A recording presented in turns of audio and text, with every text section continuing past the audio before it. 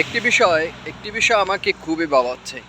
ত্রাণের টাকা উঠানো হয়েছে, এতদিন হয়ে গেল, কেন সমন্বয়কেরা ত্রাণের টাকা বন্যার্থী মানুষদেরকে সাহায্য সহযোগিতা করেনি? কেন তারা এগুলো রেখে দিয়েছে? সবার মতো আমারও একই প্রশ্ন। হ্যাঁ, আপনারা যে প্রশ্ন করতেছেন বা আপনাদের যে দাবিটা, সেটার সাথে আমি সহমত। কিন্তু এখানে একটি কথা আমার আছে। কি কথাটা? গত 15-16 বছর যদি আপনারা আজকে যেভাবে আওয়াজ দিয়ে উঠেছেন, হ্যাঁ, আপনারা যেভাবে আজকে আওয়াজ দিয়ে উঠেছেন যে হাসনাত আবদুল্লাহ সহ আরও সমন্বয়ক যারা আছে, তারা টাকাগুলা খেয়ে ফেলছে বা কোথায়, তারা কেন এখনও এইগুলা বন্যার্থীদেরকে দেয়নি? আমারও একই প্রশ্ন। কিন্তু আপনারা 15-16 বছর যদি এভাবে আওয়াজ দিয়ে কথা বলতেন প্রতিটা মানুষ, তাহলে বাংলাদেশ থেকে কোটি কোটি টাকা আজ পাচার হতো না, বাইরের রাষ্ট্রে যেত না, দেশটা আরও সুন্দরভাবে এগিয়ে যেত, দুর্নীতিমুক্ত, চাঁদাবাজ মুক্ত বাংলাদেশ হতো। আজকে আপনারা যেভাবে কথা বলছেন, হ্যাঁ, হাসনাত আবদুল্লাহ সে কিন্তু সোজাসুজি সব কিছু আপনাদেরকে বলে দিয়েছে যে সে টাকাগুলা তারা 1 টাকাও খায় নাই। হয়তো আমার জানা মতো 11 থেকে 12 কোটি টাকা উঠেছে আর কি। তো সেখান থেকে 1 কোটি টাকা হয়তো ব্যয় হিসাবে খরচ হয়েছে, আর বাকি যে টাকাগুলো আছে সেগুলা সোনালী ব্যাংক, জনতা ব্যাংক, ইসলামী ব্যাংক জমা রয়েছে। সেগুলো এককভাবে কে আত্মসাৎ করতে পারবে না, কে খেতে পারবে না। সেখানে 4 জনের সিগনেচার দেওয়া আছে, সিগনেচার হয়ে অ্যাকাউন্ট খোলা হয়েছে।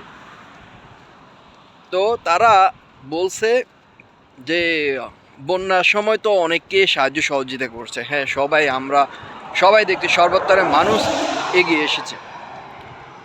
বন্যার পরে যে পুনর্বাসন কাজটা, যে বাড়িঘর চলে গিয়েছে, বাড়িঘর নাই, মানুষ কোথায় দিন কাটাবে, তারা চিন্তা ভাবনা করছে যে পরবর্তীতে যখন মানুষ অসহায়ভাবে দিন কাটাবে, ঘর থাকবে না, কোনো কিছু থাকবে না, যে পুনর্বাসনটা সেটা তারা করবে, সেজন্য টাকাগুলো তারা রেখে দিয়েছে। আপনারা অনেকে ভাবতেছেন যে টাকাগুলো তারা খেয়ে ফেলছে, তারা কেন তারা এগুলা ত্রাণের সময় সাহায্য সহযোগিতা করেনি? সবার মনে প্রশ্ন। হ্যাঁ, আমার মনেও প্রশ্ন যে সাধারণ মানুষের টাকা, সর্বাধিক গৃহিণী থেকে ছোট বাচ্চা হতে, বয়স্ক বৃদ্ধ হতে, এবং কি মানসিক প্রতিবন্ধী যারা আছে, সবাই ভিক্ষুক সহ সাহায্য সহযোগিতা করেছে। সবার অধিকার আছে, কথা বলার হক রয়েছে এই টাকার উপরে। তো হক রয়েছে, তারা কিন্তু খায় নাই। আপনারা অনেকে তাদেরকে অপবাদ দিচ্ছেন বা নানান ধরনের কথা বলছেন। না, তারা জমা রেখেছে।